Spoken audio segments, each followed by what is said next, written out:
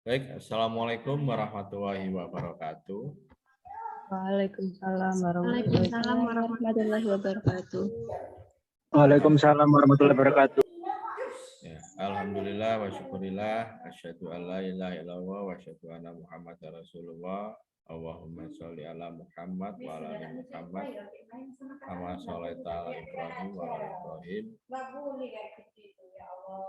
Alhamdulillah kita panjatkan puji syukur kehadirat Allah Subhanahu wa taala.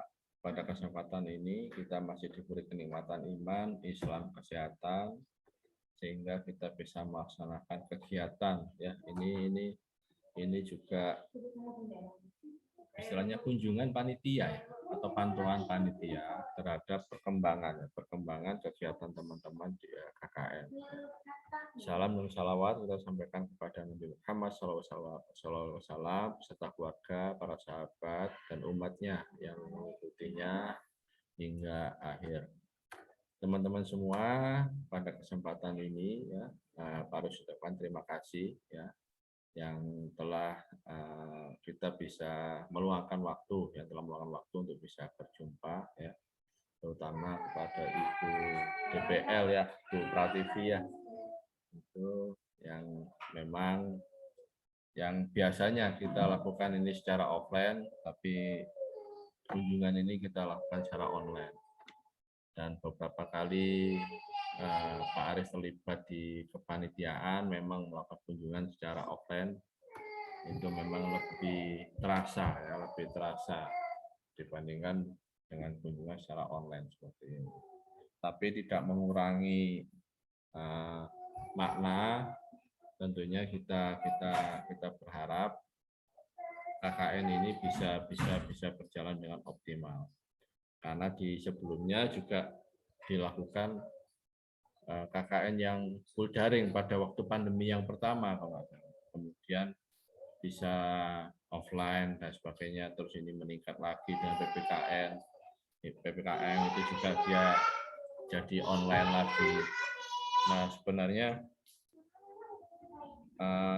memang di aturannya, di izinnya itu kita melakukan secara online. Namun menurut kebijakan pemerintah ya, ini nanti bisa didiskusikan lebih lanjut lah nanti. Menurut kebijakan pemerintah nantinya kalau memang sudah ada pelonggaran, lalu teman-teman juga bisa melakukan artinya kegiatan itu juga bisa jadi rekaman, pembuatan video itu tidak hanya melalui YouTube, tapi juga bisa di lapangan sekaligus. Nah, seperti itu, harapannya seperti itu.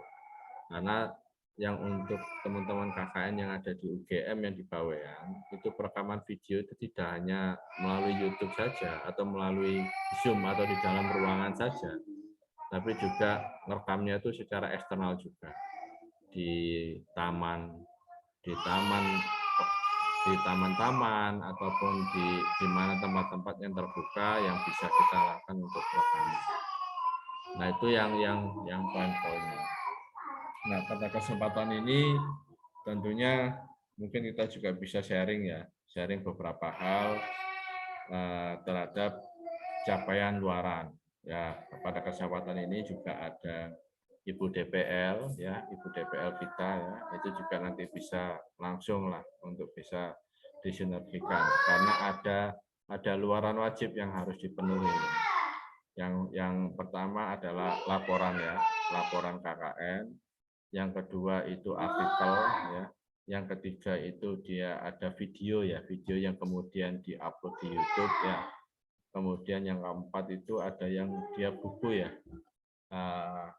Yang buku diari ya, itu bisa kegiatan jenengan ya, bisa dimasukkan. Nah, Pak Aris harapkan yang untuk luaran-luaran ini bisa optimal tentunya, karena memang khusus untuk misalnya buku diari misalnya, Pak Aris juga melakukan kegiatan untuk webinar itu untuk pekerja migran Indonesia atau TKI yang ada di Taiwan. Webinar tentang menulis, dan ternyata hasilnya itu bukan hanya soal pengetahuan saja, tapi mereka juga mengeluarkan buku untuk tulisan itu. Dan yang kelima itu adalah publikasi di media massa, bukan yang ada di media sosial ya. Media massa ini bisa lebih murah itu atau lebih efisien itu dilakukan di media online. Kalau misalnya di media cetak itu biayanya kan lebih tinggi ya, bahkan 10 atau 12 kali lipatnya dibandingkan dengan media online. Media online ini beraneka macam, ada infografik, ada yang misalnya PWMU, terus kemudian ada yang kalau yang kelasnya yang nasional ada Detikcom, Kompas, kalau yang kelasnya lokal ada Radar Gresik. Nah, monggo dipilih yang mana yang teman-teman bisa memungkinkan untuk publikasi. Publikasi ini ya tentunya adalah kalau nggak salah itu dilakukan itu hanya cukup satu kali terbit per kelompok ya untuk publikasi di media online atau di media massa. Nah, caranya tentunya teman-teman juga bisa merangkum di beberapa anggota itu untuk menjadikan satu artikel dalam satu artikel berita ya, bukan satu artikel pengabdian tapi satu artikel berita. Nah, ini yang tentunya juga perlu nanti dipersiapkan kalau bisa ya. Masih terdengar pelan ya.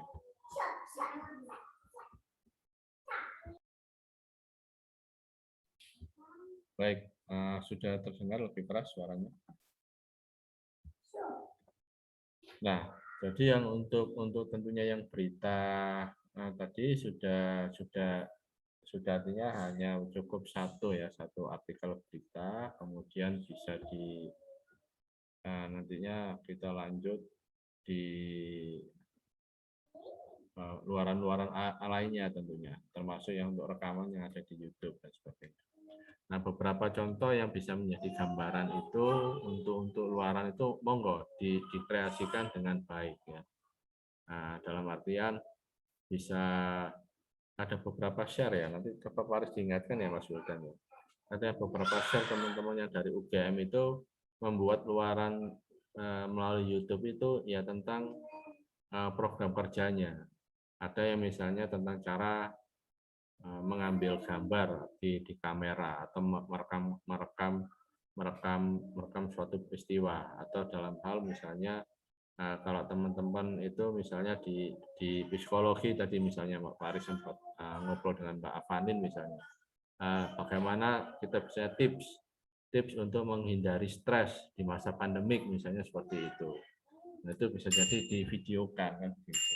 Jadi tidak hanya dalam bentuk artikel secara tertulis, tapi juga dalam bentuk video. Gitu. Nah, itu yang beberapa hal yang bisa ini kita bisa diskusikan. Monggo selanjutnya Bu Prativi untuk bisa menambahkan dan teman-teman yang lain untuk bisa berdiskusikan. Monggo, saya persilakan. Mohon maaf Pak Aris, ini saya mau bertanya sedikit mengenai luaran buku. Tadi jenengan ngendikan buku itu seperti diare, begitu nggak Pak? Ya, artinya buku itu seperti diari yang artinya bisa jadi nanti dalam satu buku gitu Bu. Tapi tulisannya itu tidak mesti harus baku ya.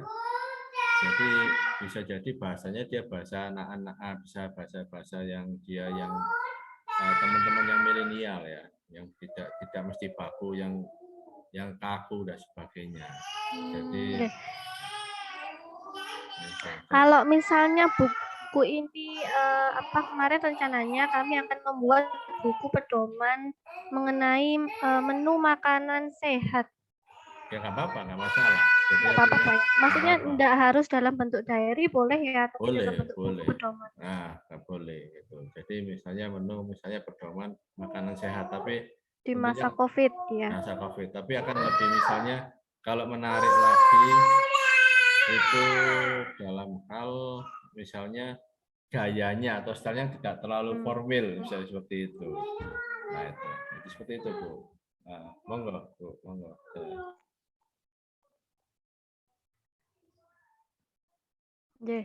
Lalu yang akan saya tanyakan lagi mungkin terkait dengan media massa. Nah, apakah Kompasiana ini termasuk ya Pak? Bisa dipakai? Kompasiana, kalau Kompasiana itu menurut saya bisa dipakai ya, Kompasiana. Nah, itu juga banyak dikutip juga gitu. Tapi biasanya Kompasiana ini dalam bentuk opini, rata-rata opini. Tapi ini kan kita ceritakan secara peristiwa ya, peristiwa, bukan opini kan begitu. Jadi kalau Kompasiana itu sebenarnya kalau di Jawa Pos itu dia di kolom pembaca, gitu. Itu di kolom pembaca dan opini. Ada yang tulisan saya itu dimasukkan di Kompasiana dan juga banyak disitasi oleh teman-teman untuk penulisan artikel.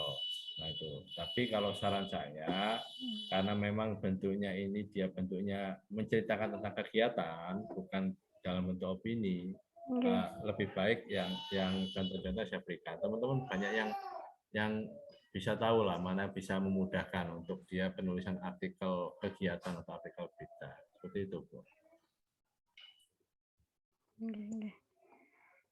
Oke. Matur nuwun Pak Aris. Silakan teman-teman kalau ada pertanyaan.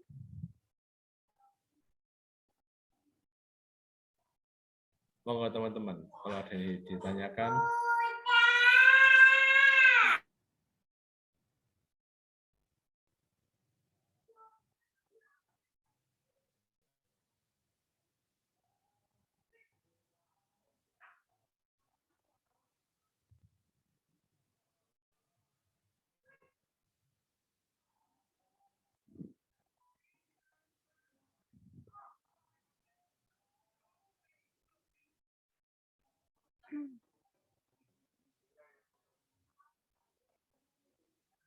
Oh ya, ini mumpung ingat kemarin kelompok kami itu ada yang membuat ini Pak, media pembelajaran gitu untuk siswa SD untuk belajar online.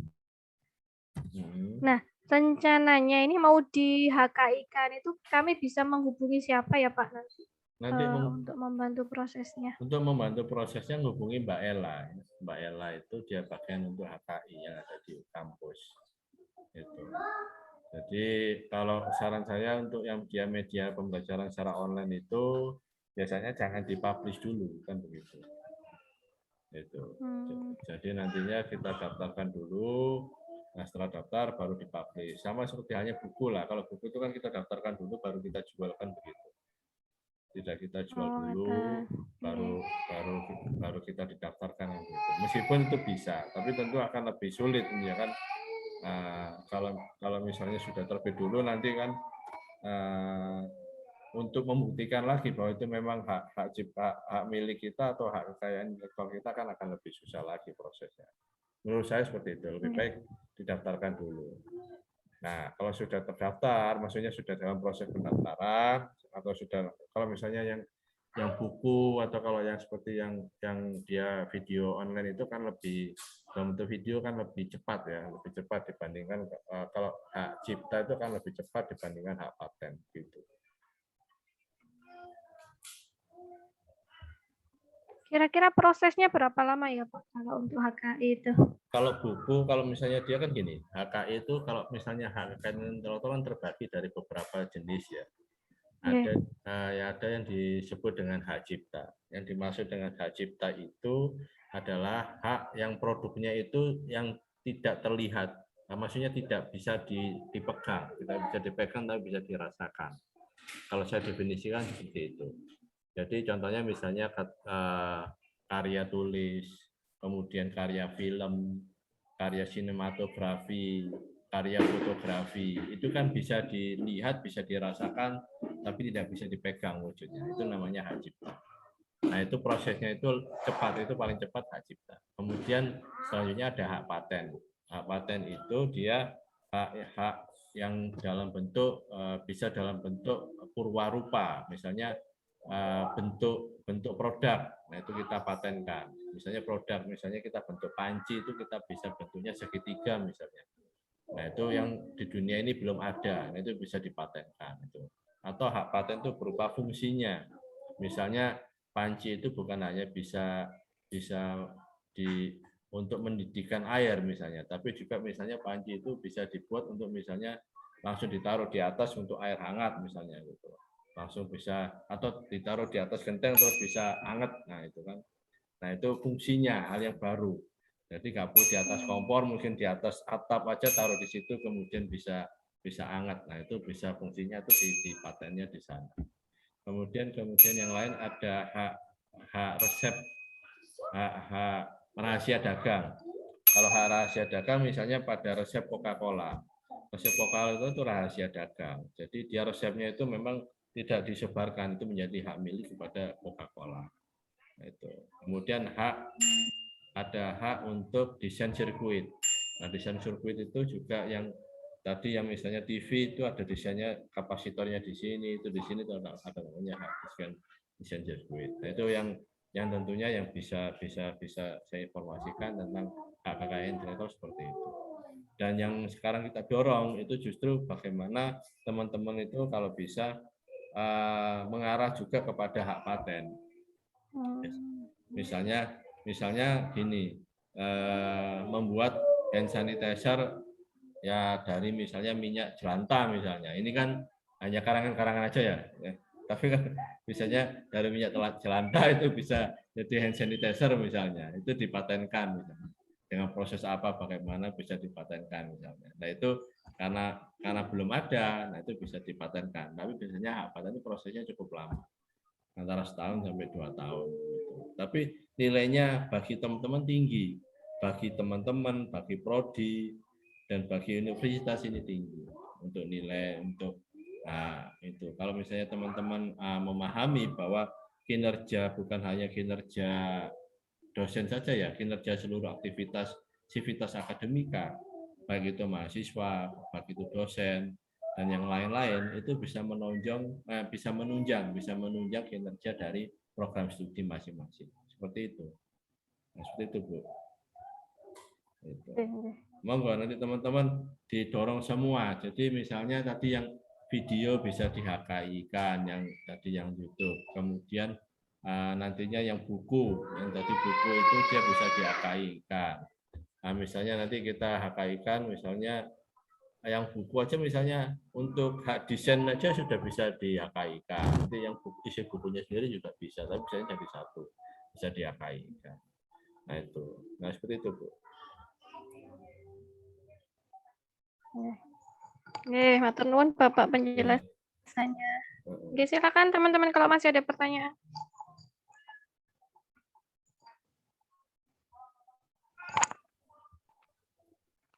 Oh teman-teman kalau ada yang ditanyakan, persilakan.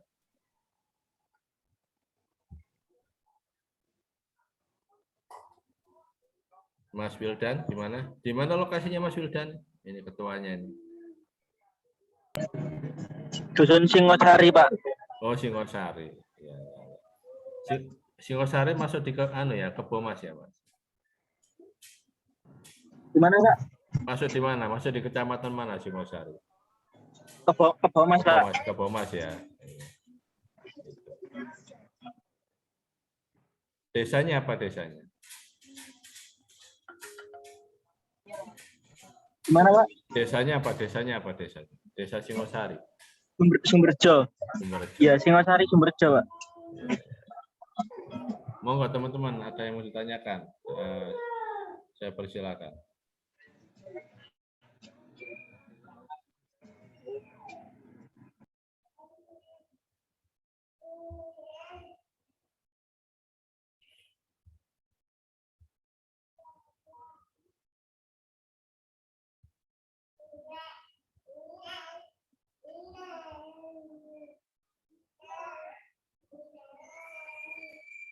Ini nanti insya Allah nanti yang absensi Google Form nanti menyusul ya. Saya kirim ke Mas Wildan ya, untuk bisa diteruskan ke teman-teman. Tapi yang untuk pertemuan itu sudah direkod, sudah. Monggo teman-teman untuk bisa kita diskusi. Kalau enggak ya bisa saya tanya. Kalau enggak ada yang bertanya bisa saya tanya. Ini Mbak Rafaela. Panggilannya siapa Mbak? Mbak Rapel. Oh Mbak Rapel. Iya. Oke. Prodi mana ini? Prodi psikologi. Oh, psikologi ini banyak psikologi ya. Ya, ya. Di desa mana, Mbak? Iya. Desa Kedanyang, Oh, Kecamatan Kedanyang. Kebomas. Kebomas. Apa yang prokernya apa di sana? Untuk proker desa sendiri saya karena di kampung saya itu kan banyak orang-orang yang membuat masker kain. Hmm. Nah, di situ saya membuat bagaimana cara membuat masker kain itu, Pak, dalam bentuk video. Oh, dalam bentuk video. Untuk di bidang program studi. Untuk proker prodi sendiri saya prokernya kan psikologi, jadi saya membuat video bagaimana cara mengelola kecemasan dalam masa pandemi ini. Ya, kecemasan dalam arti apa? Kecemasan untuk bekerja atau kecemasan kan macam-macam, bisa jadi kecemasan nggak bisa apel kan, mengelola kecemasan, iya kan banyak orang mungkin cemas terpapar COVID ini loh, Pak. Apalagi banyak orang kasus meninggal dunia. Jadi di situ saya ingin gimana sih cara mengelola kecemasan itu biar nggak cemas, malah imun tubuhnya kalau cemas itu kan turun. Iya, iya. Begitu, Pak. Iya, ya. Bagus ya. Nanti bisa itu juga, Bu, bisa untuk di HKI-kan juga ini masing-masing teman-teman ini. Di HKI-kan. Oh. Nah, itu. Monggo nanti ya bagaimana nanti bisa diskusikan kan, karena memang di HKI kan timbul biaya ya. Saya kurang paham misalnya untuk biayanya itu, ini bisa diskusikan. Kalau misalnya mau cepat juga teman-teman bisa swadaya gitu. Karena kalau misalnya nunggu kampus, saya yakin juga akan berat gitu untuk HKI-nya gitu itu. Iya, Pak. Nah, itu. Kalau nggak salah untuk HKI yang kalau buku itu kisaran 250 sampai 300.000 untuk yang buku itu. Nah, itu. Ini Mbak Fauzia, di mana lokasinya? Baik, Pak. Lokasi saya di Desa Sidomoro, Pak, Kecamatan Kebomas. Gitu. Desa Sidomoro. Itu prodi sama psikologi. Prodi psikologi, Pak. Oh, ini semua jadi rata-rata psikologi semua. Dari prodi gizi ada juga, Pak, dari prodi psikologi, terus juga ada prodi manajemen. Yang manajemen siapa?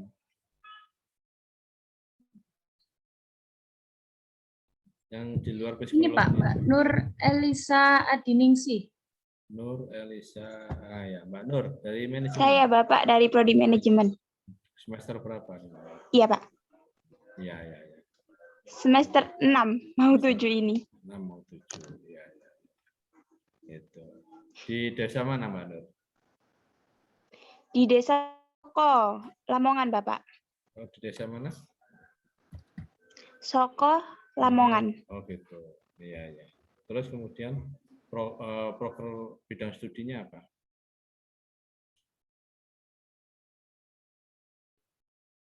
Tentang digitalisasi UMKM, Bapak. Gitu. Yang digitalisasi apanya?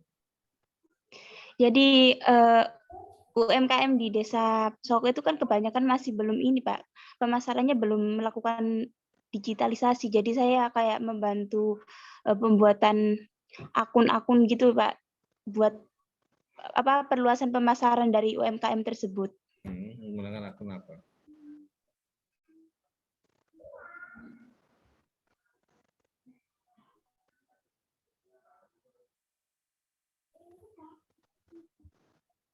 Menggunakan akun apa, Mbak? Iya, Pak. Pembuatan akunnya kayak Instagram, pemasaran melalui Instagram, kemudian bisa kayak share di WA gitu, Pak.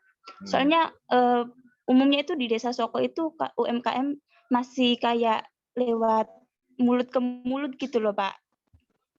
Pemasarannya belum sampai ke digitalisasi. Jadi saya bantu lewat digitalisasinya dari pemasaran lewat akun.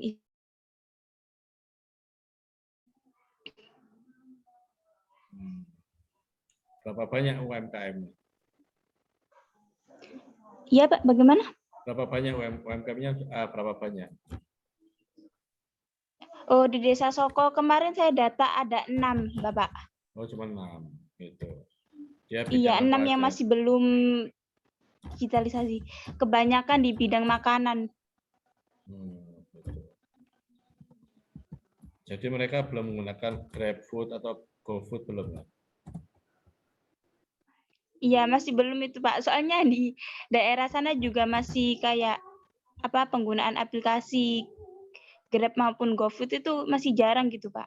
Masih jarang, tapi ada, maksudnya ada Drivernya masuk. yang kurang di sana. Oh gitu.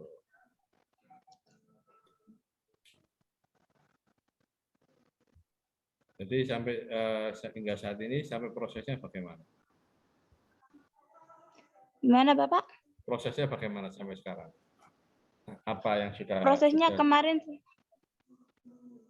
Iya, kemarin saya buat kayak tutorial, soalnya kan pandemi juga, jadi saya kemarin buat kayak tutorial pembuatan akun, sama sekalian ada yang beberapa yang dekat sama rumah itu saya langsung turun gitu, Pak. Sekalian langsung saya suluh gitu, penyuluhan gitu lah maksudnya. Cuma jadi beberapa UMKM aja yang secara dekat-dekat dengan rumah. secara offline, yang itunya. Iya, cuma beberapa aja, Bapak. Soalnya sekalian sama saya beli gitu. Terus saya kasih penyuluhan sedikit gitu.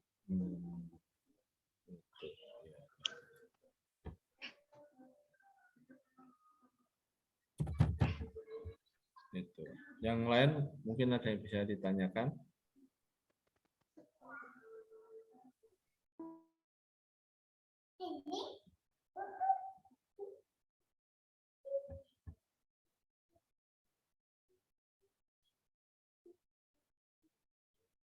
Bu Prativi, monggo, mungkin bisa ada yang mumpung ada teman-teman bisa ketemu ini, bisa ditanyakan progresnya bagaimana dan sebagainya. Jadi bisa sekalian. Insya Allah setelah ini kami akan membahas luaran, Pak. Gitu. Ya monggo kalau misalnya nanti perlunya Zoom ini nggak masalah nih, nggak apa-apa, masih bisa dipakai terus. Gitu.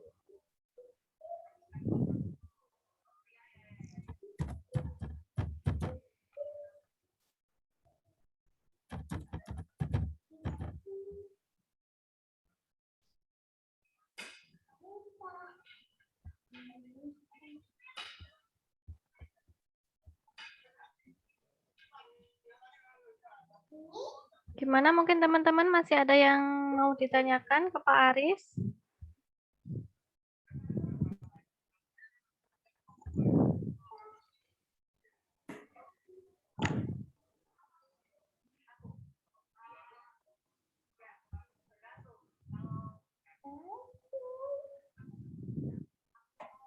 Pak, saya mau tanya. Iya, silakan.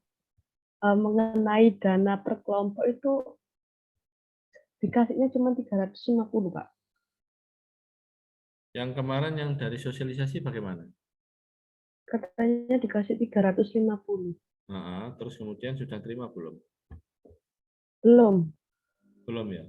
Yang ada Ya. pengumuman kemarin itu? Belum diambil, Pak. Oh, maksudnya belum diambil, bukan belum dikasih ya? Gitu. Kira-kira kayak gitu ada tambahan nggak, Pak? Insya Allah tidak ada, Mbak. Gitu. Gitu. Jadi ya memang beberapa yang lalu itu ada yang memang dia kalau secara offline kemarin itu dari BKKBN itu ada kemarin. Tapi dia yang menunjang untuk kegiatan BKKBN. Oke, Pak. Baik, terima kasih, Pak. Ya, sama-sama. Ya. Monggo teman-teman ada yang lain saya tanyakan.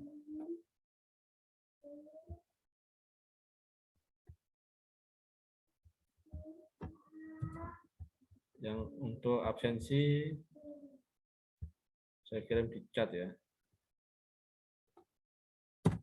Monggo untuk bisa absensi ya.